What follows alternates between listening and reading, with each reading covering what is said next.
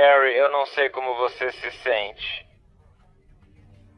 mas agora Lincoln está muito mal e, se for possível, mande um Sherpa subir para ajudar Lincoln. A única vadia está perto do morto, também. 25 de maio de 2006. Um homem está deitado imóvel em uma estreita crista a 8.595 metros no Monte Everest. Sua respiração é indetectável. Seu corpo não se move há horas. Uma equipe de Sherpas experientes verifica se há algum sinal de vida e chega à mesma conclusão: esse cara está morto. Eles avisam a esposa que o corpo do marido ficará lá para sempre. Mas o que ocorre depois é quase inacreditável. Esta é a incrível história de Lincoln Hall. Bem-vindo ao Extreme. Se você estivesse no acampamento base avançado no Monte Everest, no final de maio de 2006, teria sentido uma tensão estranha e pesada no ar, como se algo estivesse podre na montanha, e estava mesmo. Apenas 10 dias antes, um alpinista britânico chamado David Sharp havia morrido em uma caverna de calcário a 8.800 metros de altitude. Cerca de 40 alpinistas passaram por ele a caminho do cume. Alguns pararam, outros não, mas Sharp morreu ali mesmo. O mundo questionava: os alpinistas do Everest perderam sua humanidade? Essa dúvida persistia enquanto outro alpinista tentava alcançar o cume. E embora ele não soubesse, o que estava prestes a acontecer com ele nas próximas 12 horas seria exatamente como a tragédia de David Sharp. Seu nome era Lincoln Hall, e ele não era um aventureiro de fim de semana tentando riscar o Everest de uma lista de desejos. Não, Lincoln era uma verdadeira lenda do montanhismo na Austrália. Em 1984, quando tinha apenas 29 anos, ele fez parte da primeira expedição australiana a escalar o Everest. Eles tentaram uma rota ousada e inédita na face norte, chamada White Limbo. E isso foi feito sem oxigênio suplementar ou apoio, apenas escalada pura, à moda antiga. Lincoln chegou a 27.300 pés antes de seu corpo começar a falhar. E quando ele começou a sofrer dos primeiros sinais de edema cerebral e de congelamento, ele decidiu voltar. Foi a decisão certa, mas isso o assombraria por 22 anos. Seus companheiros de equipe, Tim McCartney Snape e Greg Mortimer, continuaram até o cume e se tornaram os primeiros australianos a chegar ao topo do Everest. Para Lincoln, esse assunto inacabado ficou em sua mente por mais de 2 décadas. Então, em 2006, aos 50 anos, ele voltou. Desta vez, ele se juntou a uma expedição comercial organizada por uma operadora russa chamada Clube 7 Cumes, liderada por Alexander Abramov. Desta vez, ele aceitou usar oxigênio suplementar. Não era mais o purista dos 20 anos, mas um pragmático que queria encerrar esse ciclo. Tomou todas as decisões certas. Mas Lincoln também havia mudado de outra forma profunda. Nas décadas desde 1984, ele se tornou um praticante dedicado do budismo tibetano. Isso não era um interesse casual. Ele praticava meditação e técnicas como tumo, voltada para gerar calor corporal pela respiração focada. E essa disciplina espiritual acabaria desempenhando um papel no que aconteceu com ele que ninguém poderia ter previsto. Então, em 25 de maio de 2006, Lincoln partiu para o cume. O clima estava absolutamente perfeito. Céu limpo, quase sem vento, alta visibilidade. Por todos os relatos, era o sonho de qualquer montanhista.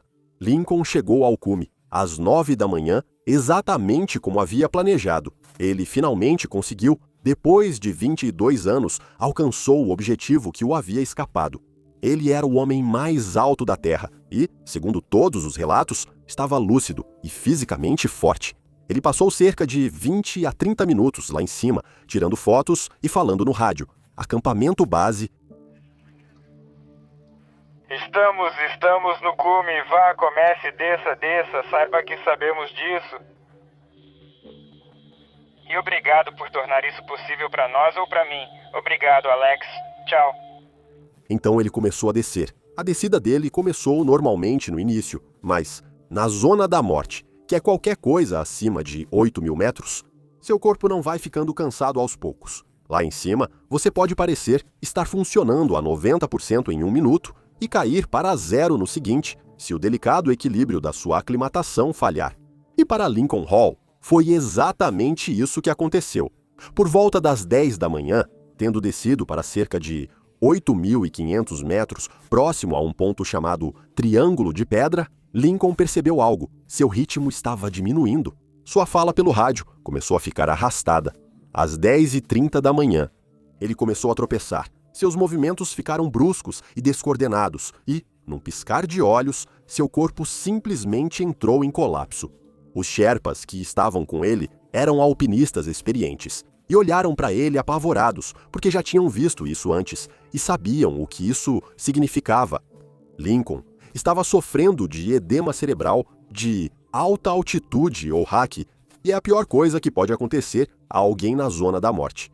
É quando o cérebro começa a inchar dentro do crânio. Veja como isso ocorre.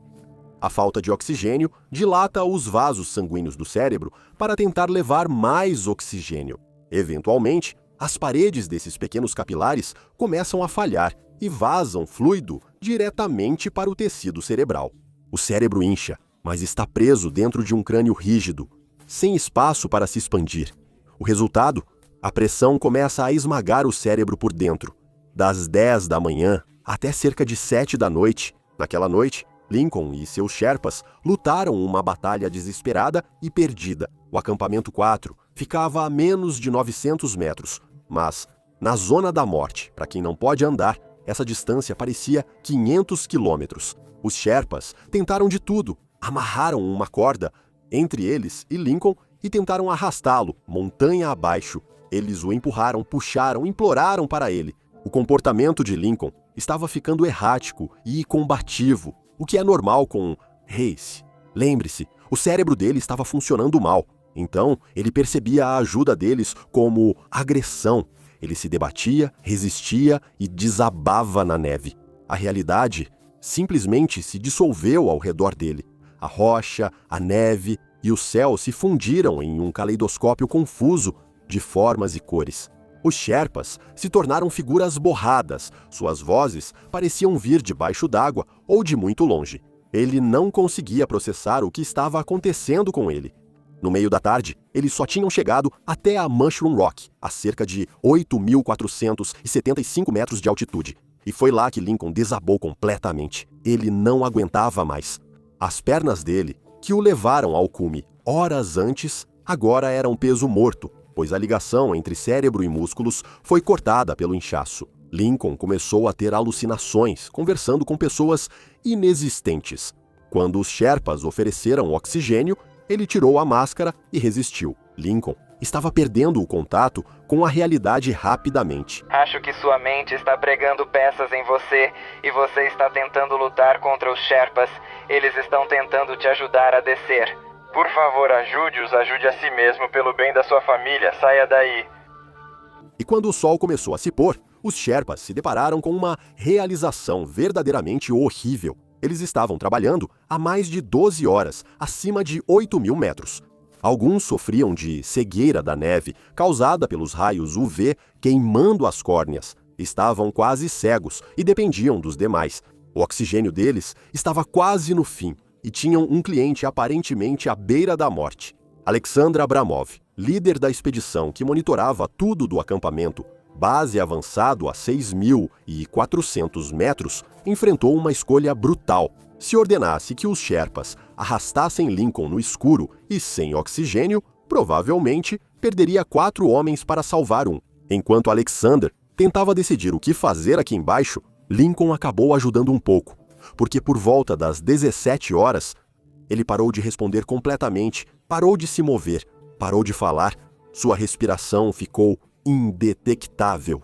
Um dos seus Sherpas, desesperado para verificar se Lincoln ainda estava vivo, pegou uma caneta do bolso do casaco e fez algo que parece brutal demais para ser verdade. Ele o cutucou diretamente no olho. Agora, a córnea é uma das partes mais sensíveis do corpo humano. Se você a toca, pisca instantaneamente. É involuntário, você não consegue evitar. Mas Lincoln não piscou, não reagiu, nada. Então, às 19h20, a chamada de rádio foi feita. Lincoln está morto. Agora, quero que você imagine que é Alexander Abramov. Neste momento, você precisa informar que seu cliente está morto. Você tem uma equipe de Sherpas que está a minutos de morrer de exaustão, hipotermia e cegueira. O que você faz? Alexander tomou a única decisão lógica. Deixem-no. Salvem-se. Os Sherpas seguiram o protocolo para um sepultamento em alta altitude. Fotografaram o corpo para provar à família e aos seguradores que ele estava morto e o prenderam à montanha com uma corda para evitar que deslizasse. Como os recursos na zona da morte são valiosos, pegaram o equipamento restante dele. Removeram sua máscara de oxigênio, regulador e saco de dormir, itens que poderiam salvar suas vidas na descida. Essencialmente, deixaram Lincoln Hall sentado na neve a 8.800 metros de altitude. O macacão de plumas estava aberto até a cintura por seu delírio anterior, com mãos expostas e cabeça descoberta. Eles desceram para sua escuridão, deixando-o na montanha. Mais tarde naquela noite, Barbara Lincoln recebeu um telefonema em casa, na Austrália. Era da empresa da expedição, de forma muito delicada. Eles lhe deram a notícia que toda a família de alpinista teme. Seu marido alcançou o cume e realizou o sonho da vida dele. Porém, na descida, algo ocorreu e ele morreu no Monte Everest. Eles também estavam certos. Naquele momento, ele estava deitado a menos 40 graus por hora, inconsciente, em coma por hipotermia. E todo o princípio da medicina de altitude dizia: esse homem estava morto. Bárbara precisou acordar os filhos adolescentes para contar que o pai não voltaria. Amigos e familiares também recebiam a triste notícia. Era definitivo, tinha acabado. Exceto que não tinha. Enquanto o mundo lá embaixo lamentava, Lincoln Hall passou a noite de 25 para 26 de maio, sentado exposto a 8.625 metros de altitude, sem oxigênio, abrigo ou roupas adequadas. Mas Lincoln entrou em um estado que só pode ser descrito como animação suspensa. Ele não sentiu a dor do frio. Seu cérebro, embaralhado pela pressa, reinterpretou tudo. Em vez de sentir o frio congelante, Lincoln descreveu a sensação como se estivesse envolto no que ele chamou de manto cinza. Esse manto era assustador, era reconfortante, pesado, quente. Convidava-o a simplesmente se soltar e dormir. Sua voz interna sussurrava que seria tão fácil simplesmente se entregar. O manto é quente. Por que lutar? Mas em algum lugar lá no fundo, talvez por suas décadas de prática de meditação, talvez apenas por puro instinto de sobrevivência, Lincoln resistiu àquele tecido cinza. Ele precisou de muita força para não abraçar o manto, e aquela resistência, aquele breve impulso de vontade, provavelmente manteve seu sistema nervoso autônomo funcionando para manter o coração batendo. À medida que a noite avançava, as cristas afiadas do Everest lhe pareciam um corpo d'água, como se estivesse em um barco. O vento balançando seu corpo parecia o suave movimento de uma embarcação nas ondas. Agora, ele se sentia em um cruzeiro de férias. Não sou especialista em meditação, então estava tão confuso quanto você. Mas se Lincoln notasse que estava a poucos centímetros de uma queda de 10.000 pés na face Kongshun, o pânico poderia ter lhe custado a vida. A sensação de estar em um barco o manteve calmo. Ele balançava nas ondas e observava a jornada se desenrolar. Lincoln afirmou que sentiu entidades ao seu redor. Esses não eram os Sherpas, mas figuras sombrias, observadores silenciosos que faziam vigília durante a noite, fossem eles alucinações, fantasmas da montanha ou projeções de sua prática budista, nunca saberemos, mas ele sentiu a presença deles. E isso, de alguma forma, nem era a parte mais surpreendente dessa história, porque em algum momento da noite profunda, Lincoln, de repente, sentiu uma onda de calor invadindo seu corpo. Começou em seu peito e se espalhou para fora, como se alguém tivesse acendido uma fornalha dentro dele. A sensação era intensa, quase violenta.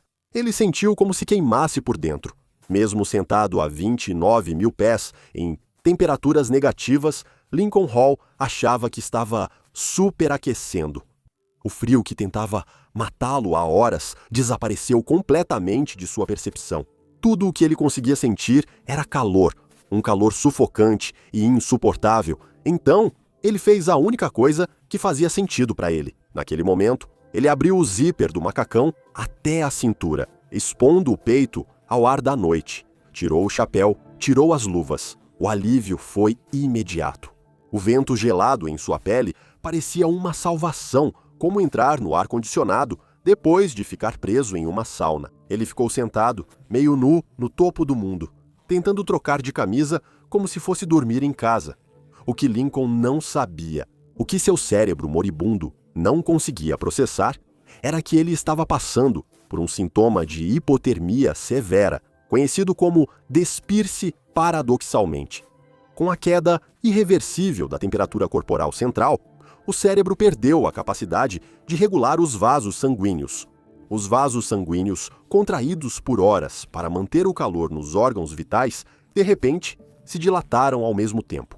A sensação de queimação que ele sentiu era real, mas não era calor vindo de fora, era o próprio sangue correndo para as extremidades, abandonando o centro do corpo. Por todos os precedentes médicos e estudos de caso sobre exposição em alta altitude, Lincoln Hall já deveria estar morto, mas, de alguma forma, nesse limiar entre vida e morte, seu coração continuou batendo. A montanha ainda não tinha terminado com ele. Pequeno desvio nesse trem do caos. Toda semana no Patreon, eu compartilho algo mais profundo, um vídeo exclusivo, uma análise do que realmente aconteceu ou uma história pessoal que eu não coloco no YouTube. Se você quiser ver os bastidores comigo, venha fazer parte da comunidade extrema no Patreon. Te vejo lá. 26 de maio de 2006. O sol nasceu sobre o Tibete, iluminando a crista norte.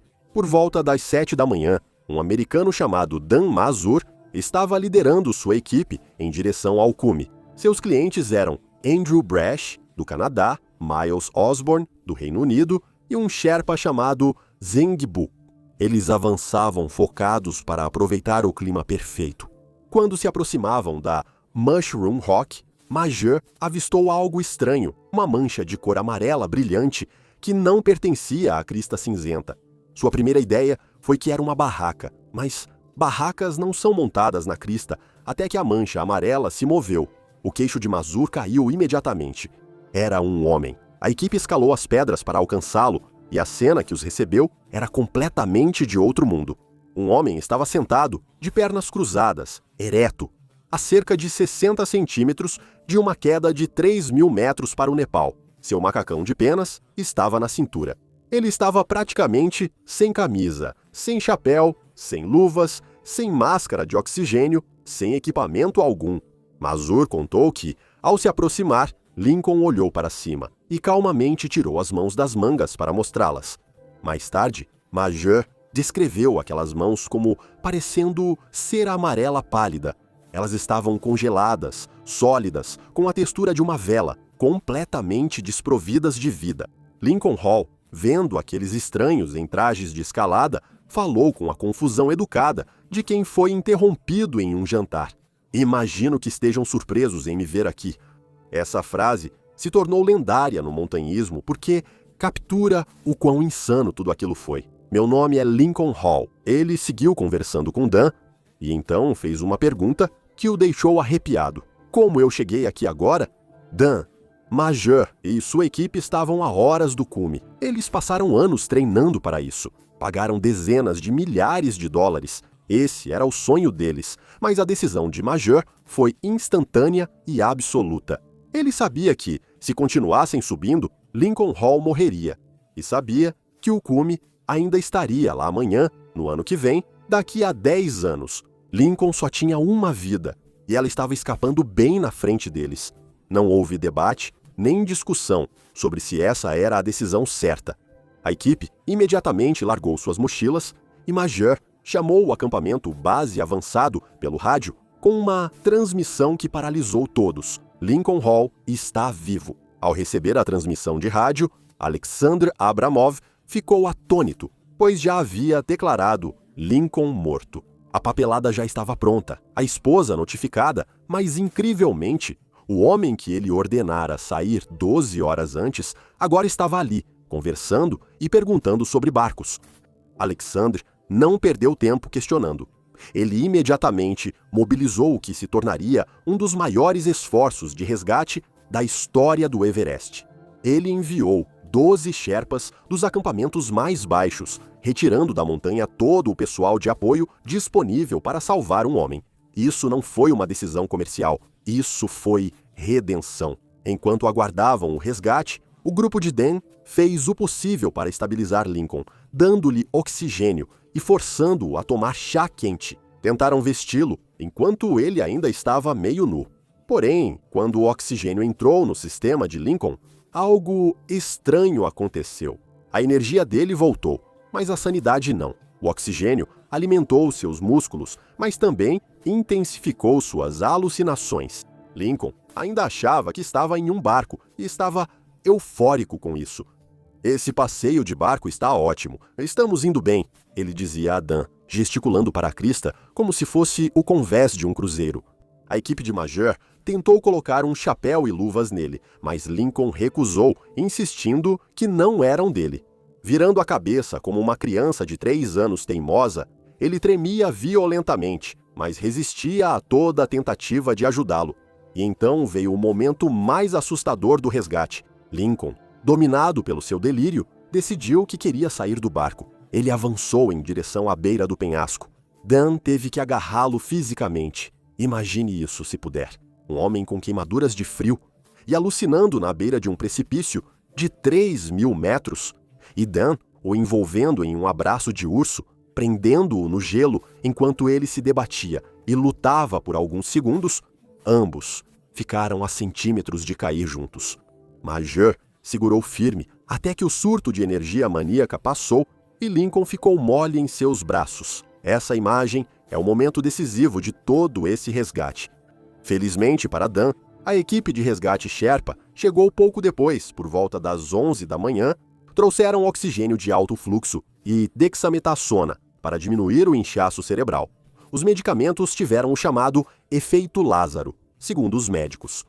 Lincoln, que estava catatônico na noite anterior, de repente conseguiu andar novamente, mas ele não estava fora de perigo, nem de longe. Eles ainda precisavam descer com ele mais de 600 metros por terreno técnico de montanha, e o cérebro de Lincoln ainda estava confuso.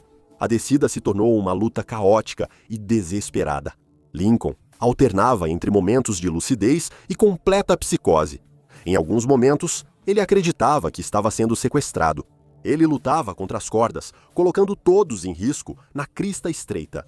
Os Sherpas tiveram que contê-lo fisicamente, enquanto o carregavam pelas cordas fixas, descendo-o trecho por paredes verticais de rocha. Às 22h, no dia 26 de maio, a equipe de resgate chegou ao North Col, a 7.000 metros de altitude. Lincoln caminhou sozinho pela ladeira final até o acampamento. Os sintomas da pressa haviam praticamente desaparecido. Quando o oxigênio voltou ao cérebro, o médico da expedição tratou sua desidratação severa e queimaduras pelo frio. Suas mãos estavam pretas, o tecido já morto e sem chance de recuperação, mas seu coração ainda batia. Seus pulmões estavam funcionando contra todos os precedentes da medicina em grandes altitudes. Lincoln Hall estava vivo de volta na Austrália. Barbara Lincoln recebeu o segundo telefonema menos de 24 horas antes. Disseram a ela que seu marido estava morto. Ela acordou seus filhos adolescentes no meio da noite para dar a pior notícia de suas vidas. Ela tentou começar o processo de luto, de aceitar que Lincoln nunca voltaria para casa. A família já estava começando a aceitar sua morte. E então, o telefone tocou novamente. Ele está vivo. A montanha-russa emocional daquele momento é quase impossível de compreender. O luto, seguido pela esperança, impossível, seguido pelo terror. Talvez não fosse verdade. Pudesse haver engano. Bárbara aguardou horas ao lado do telefone, enquanto as notícias chegavam da montanha. Ele está no segundo degrau, ele está no primeiro degrau, ele está no Colo Norte. Cada ligação confirmava que o milagre era real. Lincoln Hall sobreviveu, mas não voltou inteiro. Ele perdeu as pontas dos dedos e um dedo do pé por causa do congelamento. A recuperação levou meses de reabilitação exaustiva, mas, psicologicamente, Lincoln saiu transformado. Ele via sua sobrevivência não como uma conquista ou uma vitória sobre a montanha, mas como um presente, uma segunda chance imerecida. Lincoln não foi o único a receber redenção naquele dia. Toda a comunidade de alpinismo também recebeu, porque apenas 10 dias antes de Lincoln ser encontrado com vida, outro alpinista chamado David Sharp havia morrido. No mesmo local, quase exatamente, David Sharp foi ignorado por 40 alpinistas. Durante a ida e volta ao cume, alguns pararam rapidamente, outros ofereceram oxigênio, mas David Sharp acabou morrendo sozinho enquanto as tentativas de alcançar o cume continuavam ao redor.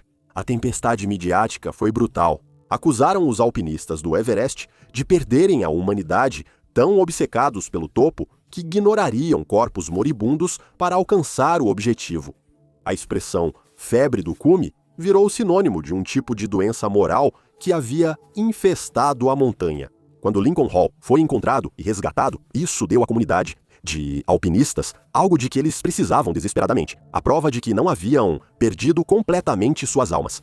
A equipe de Dan fez o que todos desejavam que aqueles 40 alpinistas tivessem feito por David Sharp. Eles sacrificaram tudo, o cume, o dinheiro, anos de treinamento, para salvar um estranho. O resgate permitiu que o mundo do montanhismo dissesse: olhem, nós o salvamos, ainda podemos escolher a humanidade, em vez do cume. Lincoln escreveu um livro para documentar a experiência, abordando-a através de sua fé budista. Ele os dedicou à família e à Fundação Australiana do Himalaia, que constrói escolas na região que quase tirou sua vida. Ele descreveu sua experiência não como um triunfo, mas como um vislumbre inicial da morte. Ele acreditava ter visto a luz clara e sentido a dissolução do eu. A sobrevivência de Lincoln continua sendo um dos eventos mais estranhos da história do montanhismo. Isso não faz sentido, mas me lembra algo profundo sobre a resiliência humana. Não é só sobre a resistência do corpo em situações extremas, mas também sobre as escolhas que outros fazem ao te encontrar vulnerável. Dan e sua equipe abriram mão do cume, do sonho deles, do investimento de anos e dinheiro para salvar um estranho. Esse tipo de humanidade faz essas histórias valerem a pena.